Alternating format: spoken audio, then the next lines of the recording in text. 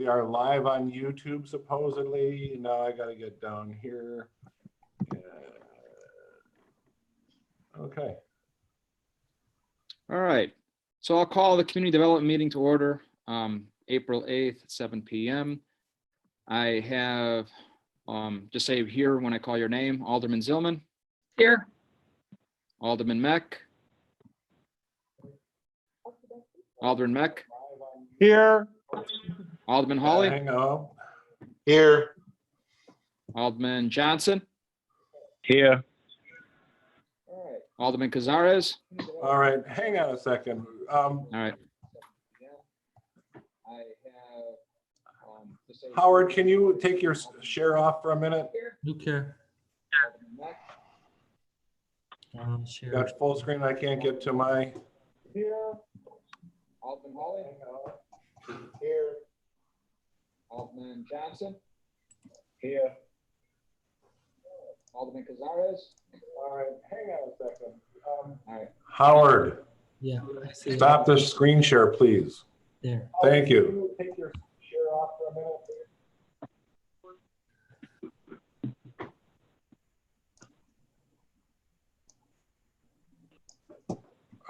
Okay, I had the YouTube on the background. You took over my screen. I couldn't turn it off. I was just putting up the agenda. All right. We're all good? All set. All right. So I'll start with David Johnson. He's on the line. He submitted him and his wife submitted a public comment. I'm going to let him read his public comment unless he wants me to read it, and then he can go right into a brief update on the census. Is that all right, Dave? Yeah, give us 1 second here. Unless you wanted me to read it, but it's better coming from you, right? Yeah, no, Did it's you send fine. a comment too? No, I didn't send. No, Anita sent one. Yeah. Yeah, no, I got Anita here. 1 sec. She can pull up the comment and read it, and then I'll give a census update right after that. Awesome. Okay. Bear with us 1 moment. Do I sound okay? You're fine. Okay. My husband and I moved to Blue Island from Hyde Park. I wanted to comment on the hospital redevelopment. My husband and I moved to Blue Island from Hyde Park because we saw Blue Island's potential to be the most desirable suburb south of Chicago. The closure of Metro South and sale of this parcel by Quorum Health is a once-in-a-generation opportunity to realize the potential of our unique strategic asset in downtown Blue Island. This is prime real estate with unique commuter access to both Hyde Park and downtown Chicago, which are among the few growing job centers in our region. This land is currently wasted on excess parking for a now decommissioned hospital. Now that a legitimate developer is in the picture, this committee needs to think big and lead Blue Island into the future. For Blue Island to grow, we need to first grow our tax base. Our town is currently unable to finance public services because we have a small and still shrinking tax base. Property values have stagnated with the decline of our town's commercial activity. We have struggled for years because this low tax base prevents us from delivering the services that residents expect, even though our tax rates are high compared to those of many other nearby towns. Our government faces a catch-22 where raising taxes to pay for services like more street repaving would slow or even reduce the growth of property values. When the developer asks the city for public support and approval for their plans to reuse the hospital building, associated land, it is critical that Blue Island leverage this opportunity to obtain investment that will unlock the economic potential of these 10+ acres of land. Developers routinely provide community benefits negotiated with local governments, especially on very large and prominent development parcels like this one. In our case, benefits for Blue Island might include, for example, contributions to restoring Western Avenue to be a two-way street, which would help our local businesses, constructing new mixed income or senior housing, or even funds for the Park District Library or our local schools. The city must clearly identify these desired investments and strategically apply incentives and penalties to ensure that our residents benefit from any redevelopment. This will secure the future of our city.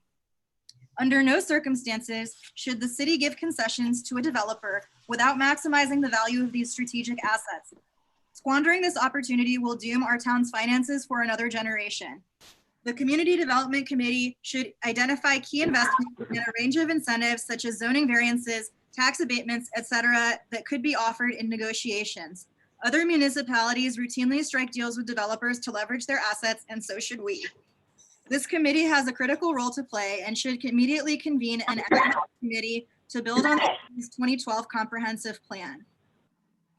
While the most recent comprehensive plan provides a useful framework, it is insufficient to address this opportunity because the plan did not have contingency plans for the closure and subsequent opportunity to redevelop the Metro South parcel. This ad hoc downtown redevelopment committee should be tasked with developing a new framework as soon as possible so that we are prepared for negotiations with the developer. A lack of preparation may have disastrous consequences for our community. It is unlikely that we will have another opportunity in our lifetimes to maximize the strategic value of this prime real estate. This land could languish underutilized for another generation, hurting businesses and residents in the process. Worse, city approvals could drag out due to infighting, which would delay both this project and further discourage investment in Blue Island. Whatever the outcome of this redevelopment, the process itself will send a powerful message about this town's government. Blowing this opportunity will reduce trust and confidence in our elected officials and potentially scare away investors. On the other hand, strategic redevelopment of this parcel has the potential to drive investment in Blue Island. Many residents and potential residents are watching and waiting to see if the city gets itself on track. Strategic negotiations with this committee leading the way can elevate Blue Island to its rightful position as the most desirable Southland suburb. I hope this committee will take swift action to convene a downtown redevelopment committee that leverages the expertise and passion of our residents to create a forward-looking vision for this parcel and our relationship with its new owner. Thank you. Thank you. All right, Dave, you want to give a short update on the census? Sure. So we've I'm sure folks have seen the banners that went up. We're also in the process of commissioning with some grant funds some pop-up banners so that when life returns a bit more normal, we'll have some we'll say a life size, at a 5 feet, 6 feet tall banners that we can put in prominent locations on the way into City Hall, Park District Fieldhouse, library, and so on, bilingual, promoting the census. We're also on track with grant funds to get a handful of tablet PCs that we can put in strategic locations, city clerk's office, and so on, for people to be able to fill out the census there, like when they're paying their water bill and so forth. In terms of how we're looking so far, Census Day officially was April 1st. And of course, with everything going on, the census is also is caught up in all this. So the response rates overall are lower than everybody expected. But the Census Bureau has been pushing out their deadlines. So as of right now, the response is going to continue until, I believe the date is August 14th. So hopefully things will be a little more back to normal by then. One trend that we're seeing throughout the country and also in Chicagoland is relatively low response rate among the Hispanic and Latino community. Blue Island is, roughly half, best estimates are roughly half or possibly a bit more Hispanic or Latino. So that is reflected in our response rate. I would say our response rate is, I think, currently in the low 40% range. Some of the towns that are the furthest ahead are maybe around 60%. But where we are among other majority Hispanic communities, we're not too bad. I think, towns like Cicero are still down around 30% and some others are in the 30s. So we're, there's some good, some bad, but we're still going to have a lot of work to do when life gets back to normal, particularly reaching that community to boost turnout. So that's what I got. I have a Awesome. suggestion. Thank you. Can I give a suggestion? Is there any way we can work with the school districts? They're going to be doing registrations now. Well, obviously not now because of all this, but maybe hit the registrations when they have registration. Just an idea. Like in the summer? Yeah. Yeah, I think that'll be a really great opportunity. I think some folks in the census committee have some connects at the various districts. And I think when things get back to normal, that's going to be a really important form of outreach. Because, right now we're really just kind of limited. Right. We can just do, internet blasts. But one of the things we see amongst the Hispanic community and among lower income populations is relatively lower internet usage, because that's another common theme, is that the towns that have higher response rates have a very high rate of people completing the census online. And we have a kind of lowish rate, not the lowest, but relatively low. So we know that only doing online outreach is not going to get to everybody. It's kind of all we can do right now, but we're going to have to do more when we can get more of that face-to-face contact with people. Thank you, Dave. Good job. Thank you. Good job. Yes. And we're going to keep pushing forward on social media. I know we're both hitting it really hard. Dave and Kevin Brown do a lot of the wording for the stuff that goes out from the city. I share it all. Yeah, I know. We all share and steal and borrow as long as we're getting the word out there. And a few people have translated for us, and we're getting it. Oh, that would be a good idea if I could have that, because I have a Remind app with my parents are on it. I could do that. Yeah. That would be a good, if somebody could give me that. I posted one on the Alderman page that is completely in Spanish. Someone translated for me, Raeann. It has everything on it. I'll see, I'll copy it tomorrow. I'll send it out to my parents. That's great. Okay. Yeah. All right. Moving on to number 1. Howard, did you want to open us up on this? Discussion of approval of Charles Comerford special use for the old dry cleaner. Yes, Chuck, are you there? Yes, I am. Okay, let me just do a brief introduction and then I'll let you speak on your behalf. So the Planning and Zoning, the Planning Commission and the Zoning Board of Appeals met last Thursday here on Zoom. And both the planning commissioners voted 7-0 to approve the special use going from a dry cleaner to a tire repair shop in an limited industrial zone to allow for retail and personal service. And then the Zoning Board of Appeals also approved it 5-0. We didn't have full staff or full people, commissioners or board members that night. We had 2 that were missing. They approved it, but they approved it with a special condition. And I'll read it verbatim so everyone on the committee understands. And the minutes I forwarded to everyone, so everyone has an idea what I'm going to be reading. Let's see. ZBA minutes, opening it up.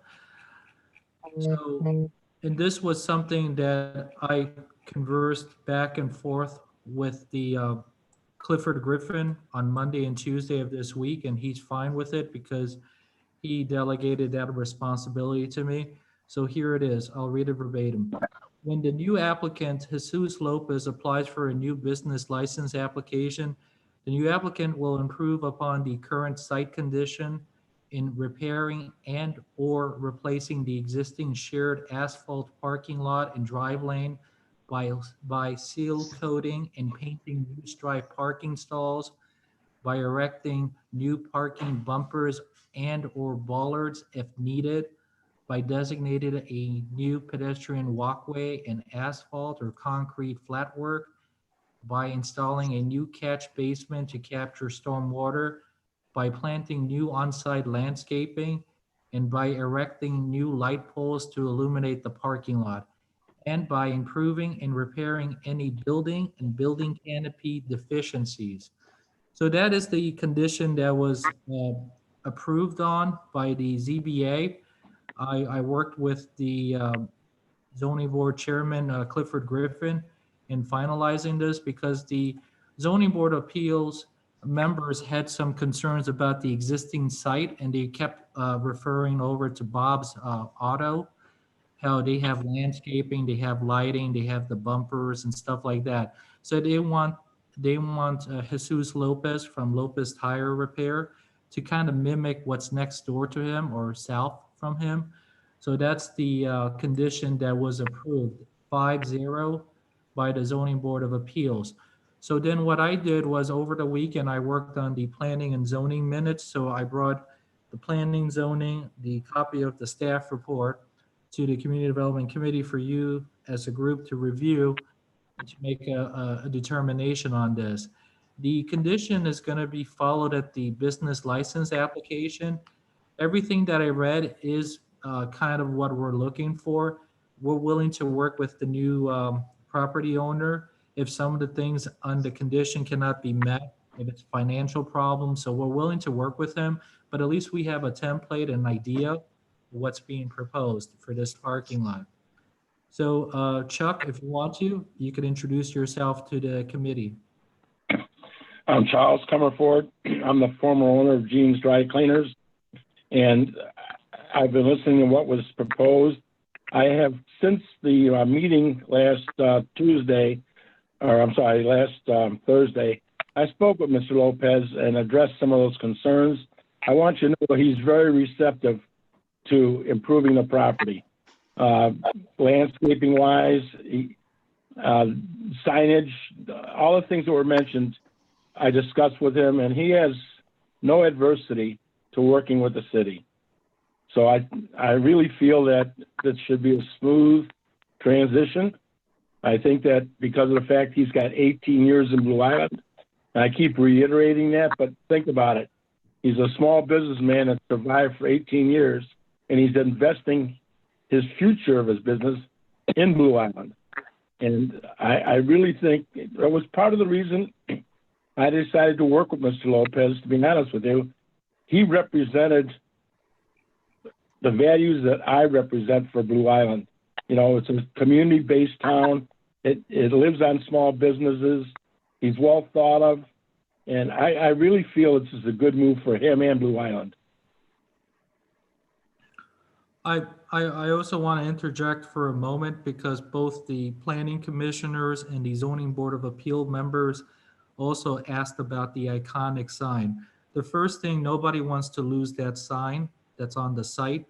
Both the planning commissioners and the zoning board of appeal members would like to see that sign, if it needs to be taken down by the new property owner, donated to the Blue Island Historical Society so they could keep it so it doesn't go to the wayside.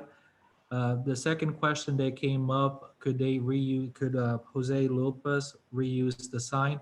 And this is the committee that reviews signs. And I mentioned to Charles Comerford, that it's going to be up to the committee. Technically, these are the types of signs that are, we would like to see taken down and a new monument sign replaced.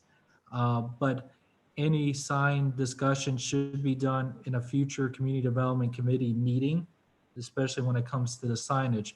But I did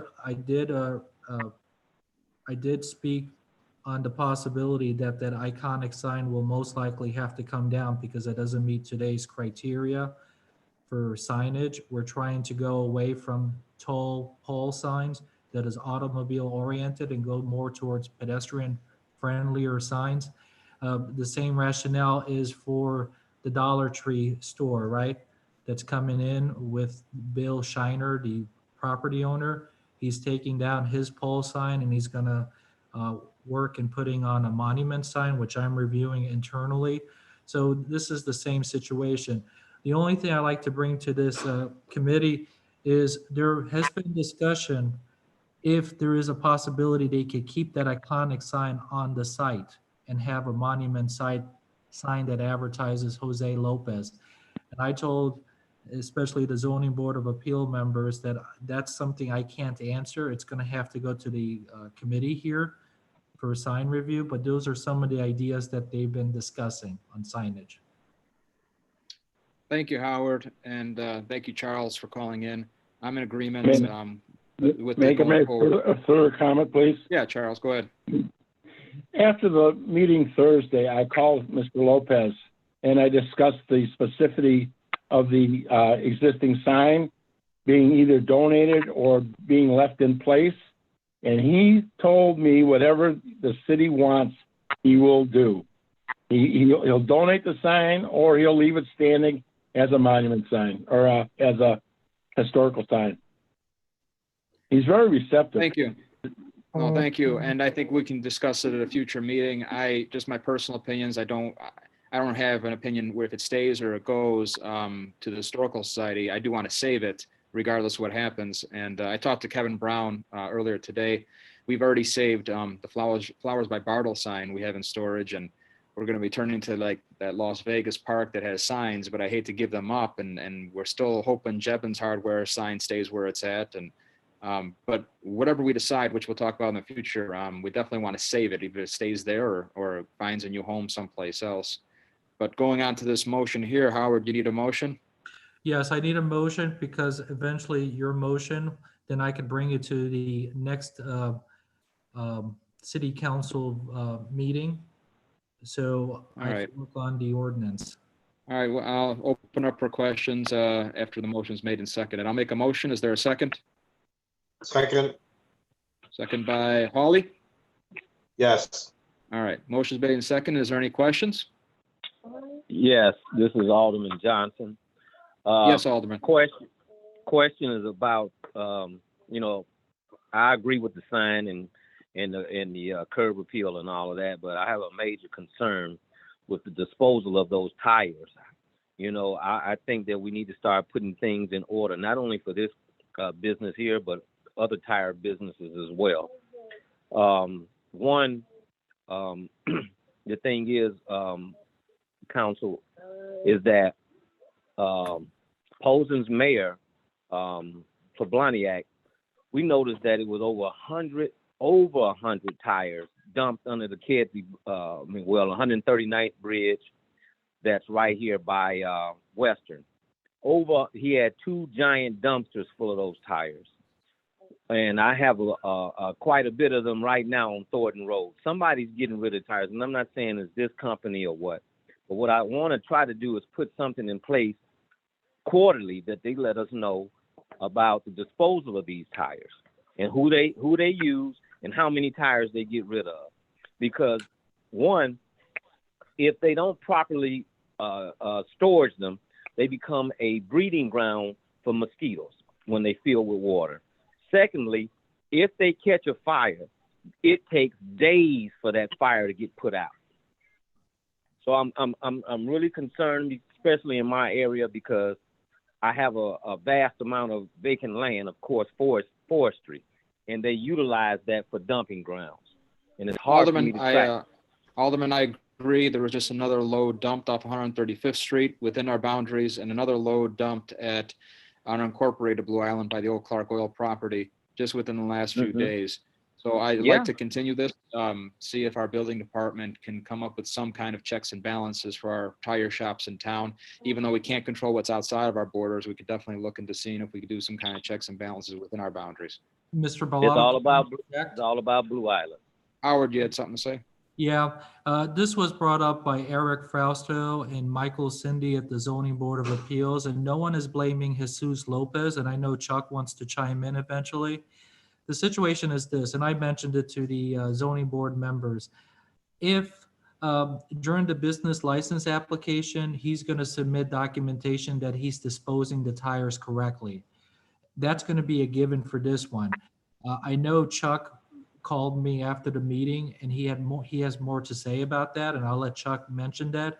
But I think it's a good idea for the building department with Ahmed here on the phone to look at the current businesses that we have here and start to review their disposal documentation as well. So Dexter, we understand. Chuck, do you have something to say? All right, Chuck. Yes, I do. I addressed that issue with Mr. Lopez, and he said you're more than welcome to see his receipts for proper tire disposal. He does not dispose of them by fly dumping. He pays somebody to take his tires away. And he said that had been addressed to him previously. I didn't quite understand by who, and he offered to show him the records he has showing that he disposes of his tires responsibly. Thank you, Chuck. Is there any other questions before we do a roll call? For me? No. For any of the aldermen. Do you have any other questions? All right. Alderman Zylman, Yes. Alderman Mech, Yes. Alderman Hawley, Aye. Alderman Johnson. Dexter. I as long as those things are in place. Alderman Bilotto, aye. Motion carries. All right, number 2, discussion and approval of Blue Island abandoned property for sale at 13747 Southwestern Avenue. I believe this is the old Monarch Roofing, and I have Mark Miller on the line, I believe, to give a rundown. Mark? Right. Hi, everybody. This Hi. is the old Monarch building, acquired by the city through the 2015 no cash bid program targeting commercial properties with more than 2 years delinquent taxes. Currently, there's a 14,500 square foot building and a 4,400 square foot pole barn on the property. It's been vacant for over 2 years. The building's in very poor shape. We have a gentleman who has a business in Posen. His name is Martinez Ficalis. He owns a company called MV Lines. They're a small trucking repair and paint shop. He's been in business. He's been in the field for 10 years. He's owned a little business for 5. He currently works in a shop in Posen, 3 blocks away from this site. He's looking to expand. At this point, he's offered the appraised value of the property, which is $50,000. He does plan on right-sizing the building because the building's in bad shape. The right sizing will be based on potentially receiving financing. And then just so everyone knows, with this Corona situation going on, the financing and everything's pretty much going to be delayed because they'll be busy with workouts and things of that nature. So I don't know that that's something he would be able to do immediately, but he does plan on right-sizing the building and using both parcels, one for storage and the other for repair. And Mark, I believe you said there was 2 bids on this property, right? Yeah, this gentleman bid $50,000, which was the appraised value. We had another gentleman come in about a month or so, maybe just a couple weeks after him, and he offered $40,000 for the property. His intent was to just redevelop it. Doesn't have any future plans for it yet other than to get it back in order and then potentially lease it. All right. I need a motion and a second, and then we'll open up for questions. Is there a motion? I'll make a motion. Is there a second? Second. Second by Mech. All right, on the question, Alderman. Yeah, this is Alderman Johnson. Yep. My concern is weight distribution on those roads and cleanliness. What happened is a lot of people using these lots as truck parking lots and things of that nature to park their vehicles.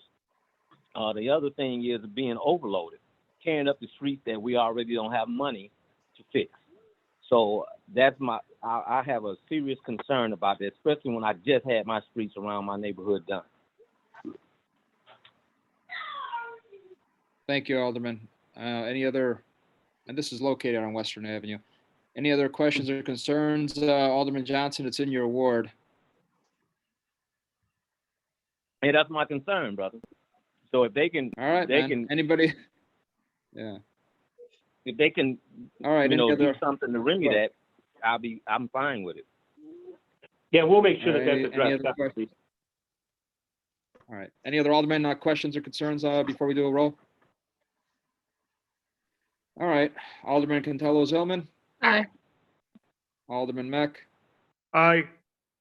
Alderman Hawley, Aye.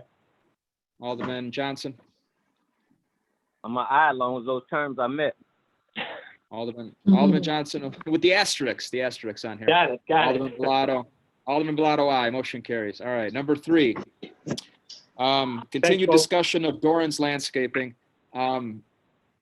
Basically, we got to make a decision if we're going to do anything at all because we're already in April. And I still stay, if we're going to do anything, we do those 3 spots I mentioned at the last meeting. Unless the committee wants to hold off or not do anything, considering all the Corona stuff going on, I'm going to open it up for committee discussion on this, depending on what you guys want to do. So I'll open it up right now. Don't all start raising your hand. I think it's a great idea, but this whole Corona thing, maybe we should just wait a month or so. I don't know. Alderman Hawley? But we've been talking about it for a long time. I know, no, a lot of things we've been talking about, but Alderman Hawley or Alderman Mech, opinions? I would like to see it go forward too.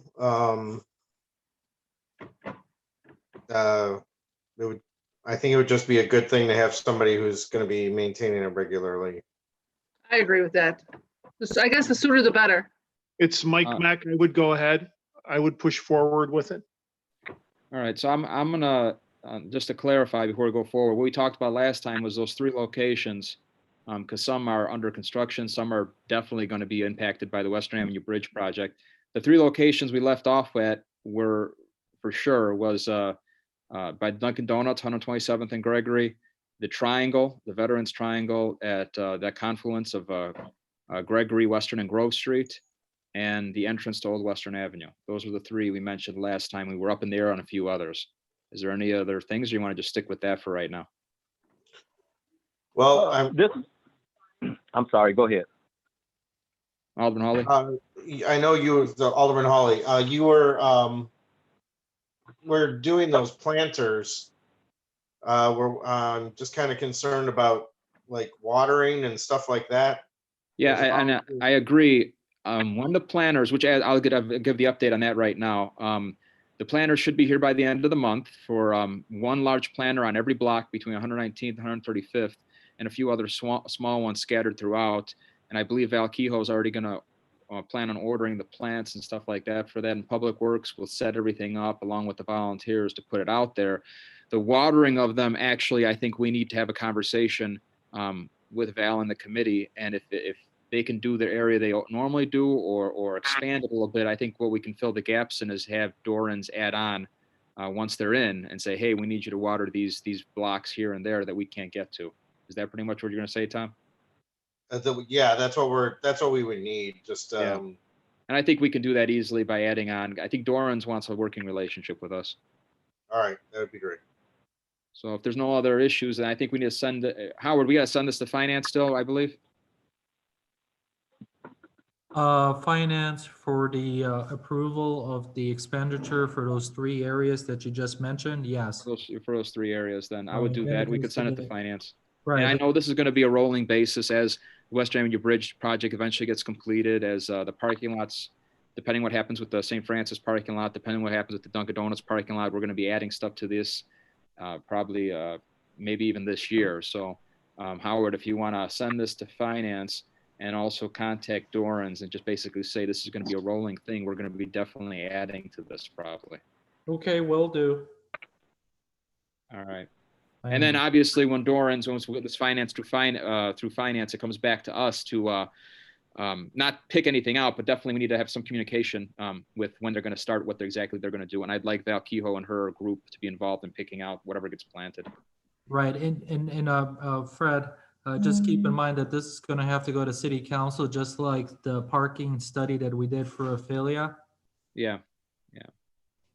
No problem. All right. I'll make a motion to send it to finance. Is there a second? Second. Second by Cantelo. Any questions? All right, all in favor, say aye. Aye. Aye. Any nays? Motion carries. All right, number 4, I think this is just, I know Eric said we had a lot of time. We're keeping this on here because I think we were going to continue looking for additional locations, or is that pretty much what we're doing, Eric? There was a reason I wanted to keep this on here.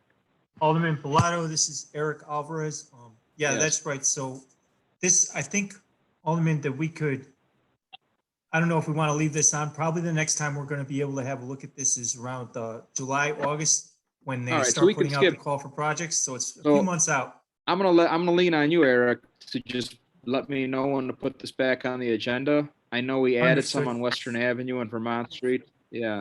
And veteran school, whenever right? we're getting ready to apply.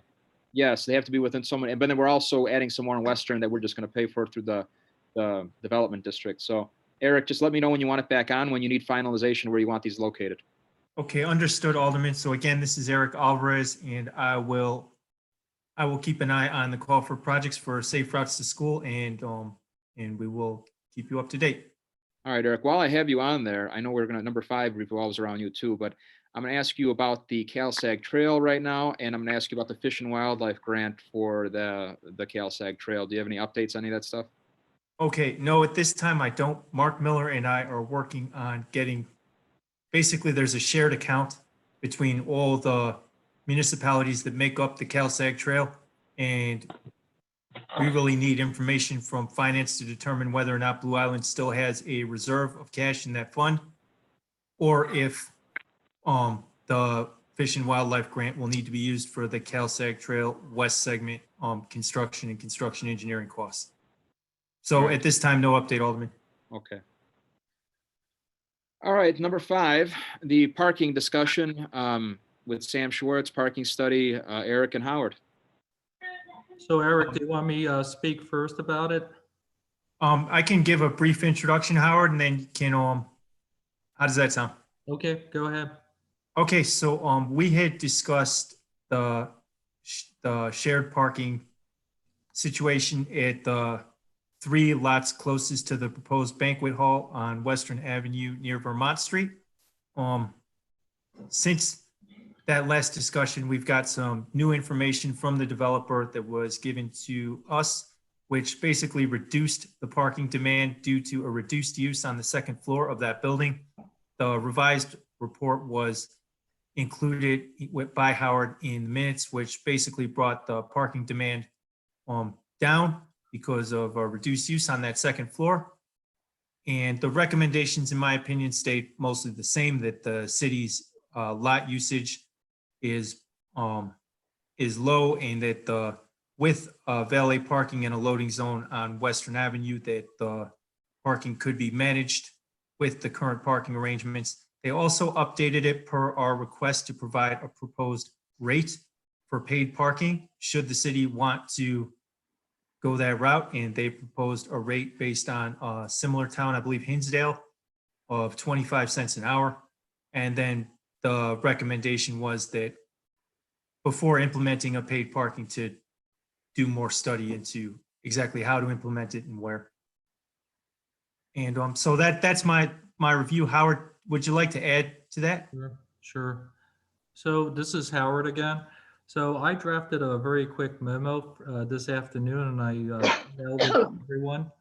So we went from a proposed 121 parking spaces for this user down to 98 parking spaces because Sam Schwartz used a special calculation. They're like calculating parking for a convention center. That's how they calculated to get this amount. So again, very similar to what was proposed earlier. They're asking, the report is asking that the Vermont and Grove parking lot, the one next to the former Klein's building, can only accommodate for 21 parking spaces that can be used by Affiliate. And then the other 2 parking lots that was studied, Vermont and Western, and then York and New Street parking lots can accommodate for another 50 parking spaces, which here they're proposing that Affiliate Banquets uses valet parking. And then the third part is there's on-street parking that surrounds the banquet hall, and they gave the example of 1 block versus 2 block radius all around it. That could present another 51 parking spaces. So using those numbers, 21 parking spaces for Vermont and Grove, 50 for Vermont and Western, and York and New, and then on-street parking gets us to a total of 122 city parking spaces that could be provided for Affiliate. Please keep in mind that they used a more stringent number. They used the Saturday peak time to come to this calculation, which is going to be the time that a banquet hall will probably have banquet functions. So if you minus 98 from 122, you have 24 extra parking spaces in theory that could be used by the banquet hall or by other people. So the final conclusion is the banquet hall business can work, but the applicant still has to apply for a parking variance for documentation purposes, right? And this needs to be documented. It needs to be voted by the zoning board of appeals that they're not going to use more than 21 parking spaces for Vermont and Grove because there are other users.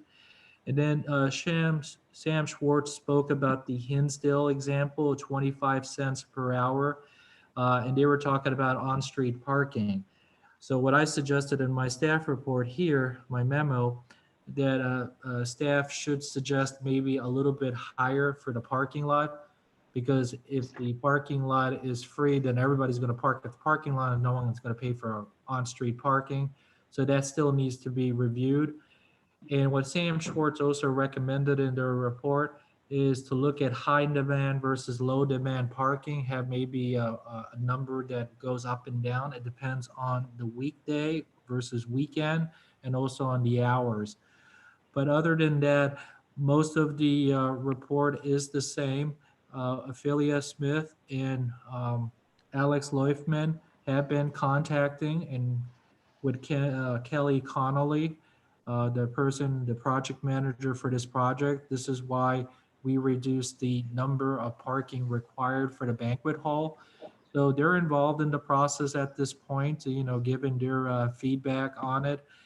And with Eric and I feeling comfortable with this report, I'm gonna email it to both Ophelia Smith and Alex Leufman tomorrow. I told Ophelia we're still reviewing it. I don't want to send something that's incomplete like the first time. So she agreed and she's waiting for it. So basically it's done at this point. When they go for their text amendment, when they go for their special use and parking variance, they're still going to apply for a parking variance because they don't have on-site parking naturally. But we're going to use the numbers in the suggestions by Sam Schwartz. One other thing I like to point out that was also in my memo, Sam Schwartz recommends that a loading area for vehicular drop-off and pickup on Western Avenue for the length of the site frontage should be provided. So as people are coming in, they give the keys to the valet person, and then the valet person either parks it across the street or parks it in another parking lot, or they park it on the street and they pay possibly a parking fare if we come to that point. Okay, so Howard, so we're going to turn this information over to Ophelia so she can apply for her zoning text Yes. amendment. Yes. Do you need an approval of anything from us tonight? No, I just wanted to bring this up to you. There's no approval. Both Eric and I felt like we needed to provide you with an update because the numbers did change, but did not change in a way it affected our parking in a negative manner. This is just for presenting. We do have Kelly Connolly. She eventually will do a full presentation to the Community Development Committee when things normalize once again. That's part of the contract. They do one presentation to entity within Blue Island. So I spoke with her, we rather have her in person with a PowerPoint presentation instead of doing something like this on Zoom, since the city already is paying for that service. So other than that, now it's just going to be the planning zoning process.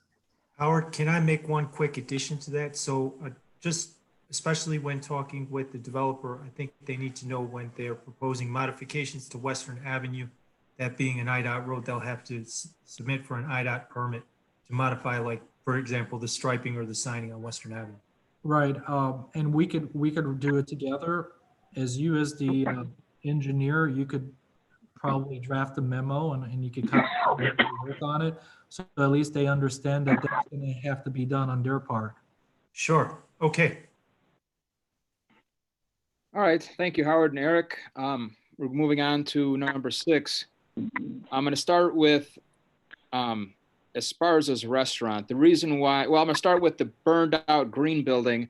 Mark Miller is is working with the land bank, I believe, to go after that one. That's the one that's immediately to the south of city limits, across the street from the beer company. So we're probably in the process of getting that. And if Mark's still on the line, did you want to talk about that at all? We're good, I think, though. And that's the last I heard from Mark with the update on that property. So that one, that fell off the list. So that should be at least going forward with the city taking ownership of that property, just like we do for any abandoned homes and stuff like that. And then Esparza's restaurant with the newspapers on the windows. Ahmed, do you have an update on Esparza's before I get into the maple tree? No, hello everybody, this is Ahmed, building department. That one is being very difficult. As a matter of fact, today we had a staff meeting and I tried to get input. I have numerous calls to the lady. I already have gone to the site. She lives on the back of the building and there's no response at all. I mean, I literally have gone out there myself several times during the day to really try to get somebody, and I can't get any I haven't gone through that at all on that part. So I'll use this as an example. This is an example, like other spots along Western Avenue, that I have firsthand, and I know Sarah Brown because she walked with me up and down Western and a few other people. They don't want to rent it out, and it's vacant. And when someone drives past it, they think it's vacant. When you call to rent it, if you can even get a number, they say it's not for rent. The same situation with Latin Rhythm across from the old maple tree. It's not for rent. You call them, it's not for rent. So this is a perfect example of a business that it's a vacant storefront that's not for rent. And we don't know why they don't want to rent it. But there's a lot of examples like this up and down Western Avenue. So I'm going to leave that one alone for right now. Just like, were you able to send a certified letter like we talked about last time? No, we have not sent any letter yet, but we can follow up right away. All right. So Maple Tree Inn, which is going to be a big one. It's been on my agenda since Thanksgiving, pretty much November, every month that we wanted to see something. So it's been about 6 months that the new owners have owned the property. And I walk past, especially the last couple of weeks, every single day. And that dumpster is the same exact dumpster because I put a black marker on it. It's the exact same dumpster that's been empty there for 2 months now, at least, with nothing inside of it, a few boxes. Nothing's being done there at all. There's rats that I've visibly seen the size of chihuahuas coming in and out of the building with no care to daylight, nighttime, and whatnot. Guild House immediately to the east calls me almost on a regular daily basis. The plus side of that is I was able to do the census for all 38 residents there. I helped them with that, but they call me almost on a daily basis because they're having extreme issues across the street up until they were closed temporarily because of the coronavirus. Front Row and Rock Island Public House have contacted me at least on a weekly basis with what's going on with this property, along with the house that's next door, which seems to be abandoned, that was partially burned during this over a year and a half ago. So we asked for something to be done months ago. So where do we stand right now? Because I'd like to send this to the city attorney to do something, because I think we're just sitting on a 6 month, especially since half this building, the most dangerous and visible part, sits on city property. There's no reason it should still be standing. It's completely burned out. So there's nothing salvageable. I have no idea why it's still standing. I know just from personal experience, because I'm having work done. People are looking for work. Contractors are looking for work. Contractor and demolition companies are essential workers by the governor's order. There's no layoffs of them continuing to work. So the excuse that this is being hampered by the COVID situation is not true. And even if it was true, it's only been a few weeks where this building was owned since November. So again, I'm tired of hearing excuses on this property. This is not a good way to come in, welcome into our business community by upsetting all your neighbors, including, I mean, every single property owner on that block has contacted me and radius around that property, not to mention just people in town that are concerned about a burned out building that's very visible going up and down Western Avenue. So this committee's been asking since November for something to be done. And as of right now, I'm not satisfied with anything being done with this property. So I'll ask for Ahmed to respond, but I still like to send whatever documentation we have along with Howard to the city attorney. This is Alderman Johnson, Chairman. And, I have to agree with you, wholeheartedly about this, but I'm looking at that particular spacing with the Maple Tree Inn being more public health and safety. Because you're talking about, yes, you're talking about rodents, right? Which started the blue blotted plague for 400 years, okay? But the thing is, now you're impeding on everybody else's personal property with this issue from one property. that's paying and everybody around them paying taxes. Guildhouse, That's a serious issue. Guildhouse wants to go to their attorneys with bills of extermination fees to the city. I mean, this is a big problem for that area. You could see it yourself. Witnesses from around the area talk to the Browns from Rock Island, talk to the owners of the front row.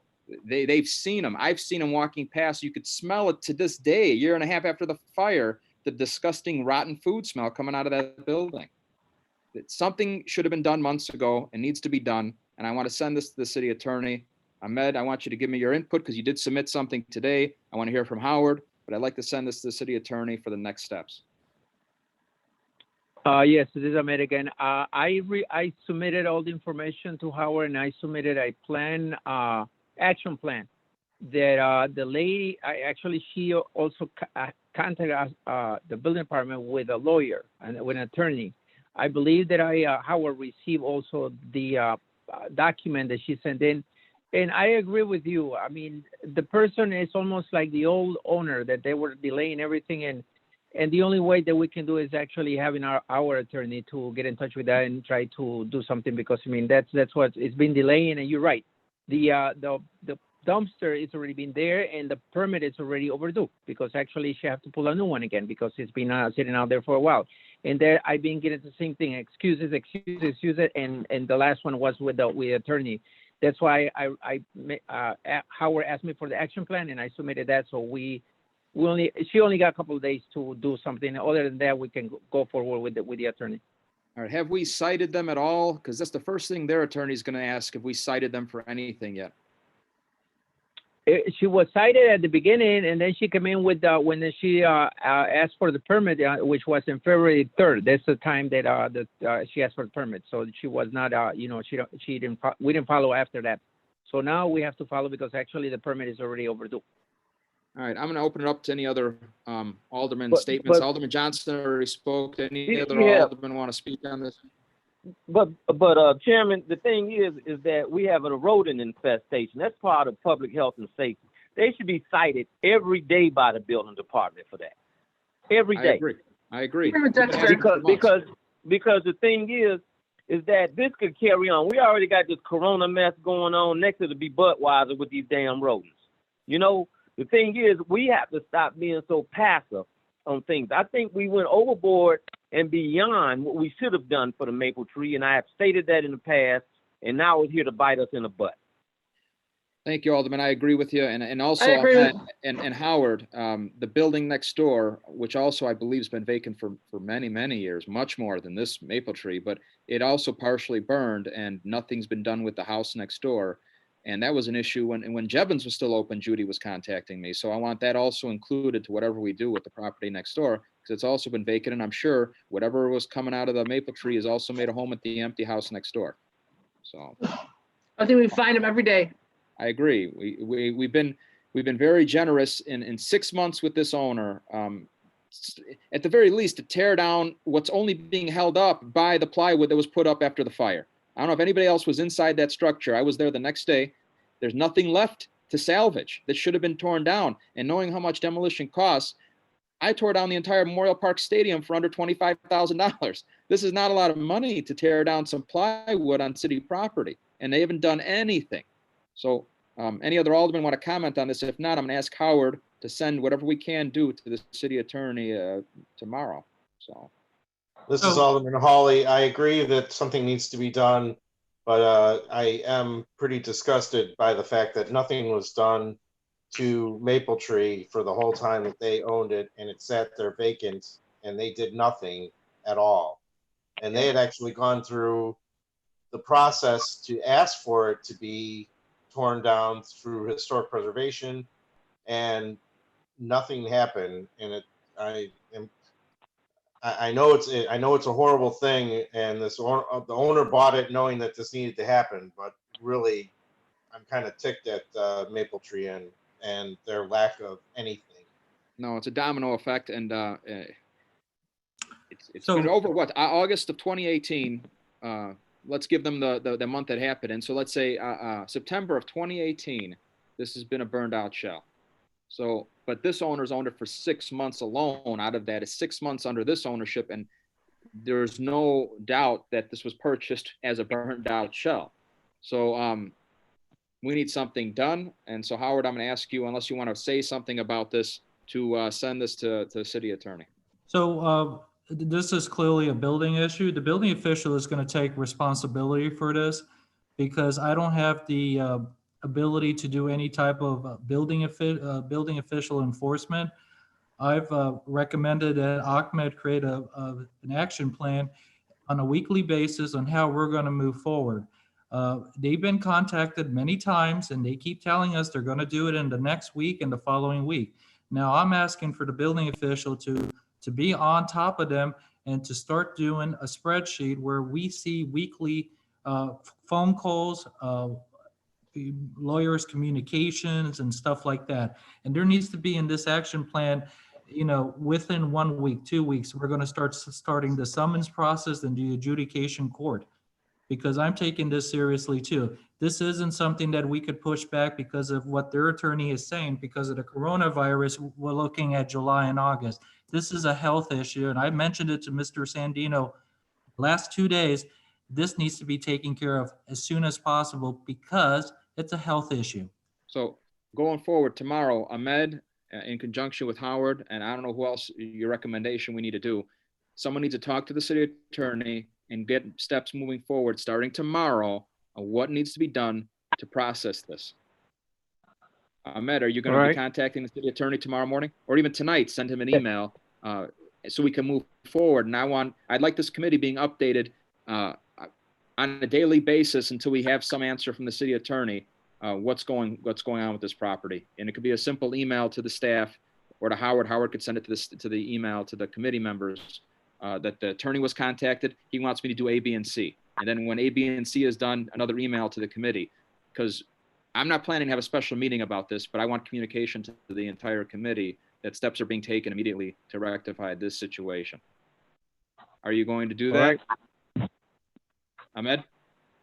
Yes, sir.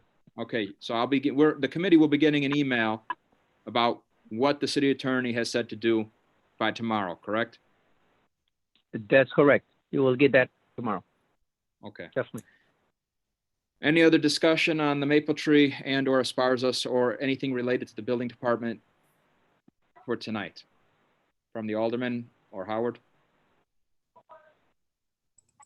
All right, I'll move on to building department report. Ahmed, do you have any report that you want to go over other than what's attached?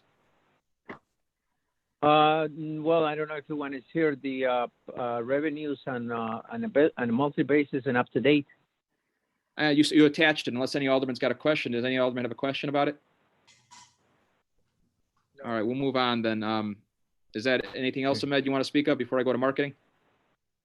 No, none at all. I mean, that's what we got right now. I mean, and we'll all be expecting the email tomorrow. And again, like we don't have to say, don't respond all when you get a group. No, email. exactly. The only thing is that we actually being told that we're not going to work every day at the office at the building. So we most likely we're going to be, I don't know how's that going to work out, because next week we're supposed to be off from the office total. Ahmed, nothing stopping you from emailing the attorney tonight. Working from home, you can still email Carrie Horvath. Right. All right. So, that will be going forward. Even if it's not Carrie Horvath, I would email Carrie Horvath and Leslie Kennedy on this one too. I like to. Yes, that would be. That's what normally it's actually advised to do both. Yes. Yes. Okay. Going forward, Howard, do you have anything to say before I go to marketing? Yes, I call it. We're in the process of limiting the exposure of the 3 people that are working in the building department. But with the plans that we have going forward, looks like Monday, Wednesdays, and Friday, Ahmed and Christina are going to be in the office, and possibly Tuesday and Thursday, the other inspector will still do inspections. So there is coverage for this not to be, held back because of working from home. We're all working from home. We're all using our private phones and private devices to communicate. So yes, Ahmed will communicate with the attorney, and we're going to start moving forward. And I also like to see an action plan from Ahmed and how we're going to do the summons, the amount daily versus weekly, and adjudication court. I think we as a group need to see that, because this is a problem that keeps expanding and nothing is really done. I agree. We need that. This should have been done months ago. So whatever needs to be done, let's do it now, every single day moving forward with whatever the attorney has to say. Also, there's ways to hit people every single day. I know we've done it before with something on our agenda right now. With one of the properties on our agenda, we did it before. So it can be done. We have the tools to do this. So, all right. So under marketing report, Ms. Brown. Yeah, hello, everybody. So for the month of March, our general marketing activities related largely to the census, promoting that it was coming up, and just trying to provide as many resources as we could with that. And then about mid-month, of course, when the coronavirus pandemic really took hold in our area, a lot of activity was switched that way. As a result, from a website perspective, the city website had the largest number of views in the history of the website, which is, I think it was launched in 2010. There were 31,044 visitors to the site, and that was an increase of 23% over the previous record, which was set in July of 2015. So that was, largely a result of people visiting the website for information and updates on coronavirus and city response to that. Similarly, with your social media outreach, with the coronavirus updates as well as census posts and things like that, we had an increased post reach engagement, increased followers, just really increased engagement across the board as digital communication has become so important in getting, messages to residents. We've also been, this is a little off task from marketing, but just from a communications and a coronavirus update perspective, we've been utilizing other means too as well, direct mail, smart 911, video updates, and Blue Island television is a way to get information out to as many people as possible. So, and then the newsletter that went out at the beginning of April was completely dedicated to the census. There was some other information on the back, but largely we were just trying to reinforce how important it is that we get participation in the census. Thank you for bringing that up. Also, is there any way, do we get a phone call in English and Spanish? I think we talked about this back and forth in an email, but it'd be a good time to do it now since we're still technically mostly on quarantine, that we do a robocall reminding people with the census something very brief in English and Spanish. Who do we have to work with to get something like that done? For the coronavirus update, I went through Smart The 911. census. I was talking about the census. Yeah, well, so that was with through Smart 911 with Jim McGeever, but I don't know if that's the same system we would use for something like this. I will find out and let you know. I know if not, what do we use for like the announcements of the 4th of July fireworks? And isn't it the same thing? Well, that's where I guess I'm a little confused and maybe behind the times. It used to be code red, and that was somebody recording a message, but now there's something that's more automated. So I believe, but I'm not 100% sure on that. I don't know if someone else is talking or knows on the call how that works. All right, I think when 911 closed in Blue Island and we switched to county in Orland, that it switched. I think the process is different now than it was. Yeah, so like, for example, Fred, when I did the coronavirus one, I sent just a text script to Jim McGeever, and I think it's like he plugs it into a system and it's automated. It's like almost, I think maybe a robotic read. So I'm not sure about the English and Spanish. I'll have to find out. Yeah, if you could find out. If not, we have the money in the budget to support the census. We can easily look into robocalls. There's services that charge pennies to hit a robocall. If we just have to do a special few here and there for the census. Okay. It's something to look into.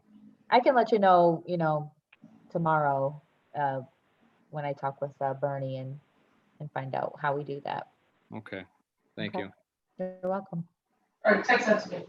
All right. Anything else with the marketing report? I don't have anything else. Any questions, anyone? Okay, good. Thank you. All right. Alderman, for the good of the order, kind of any concerns or questions? All good. I see Alderman Cantelo-Zylman sitting on the banks of the Cal-Sag. Yeah. It's beautiful. Alderman It's Hawley? hilarious. The fence that's going up around the hospital, that's, is that just for this temporary, for the COVID-19 thing?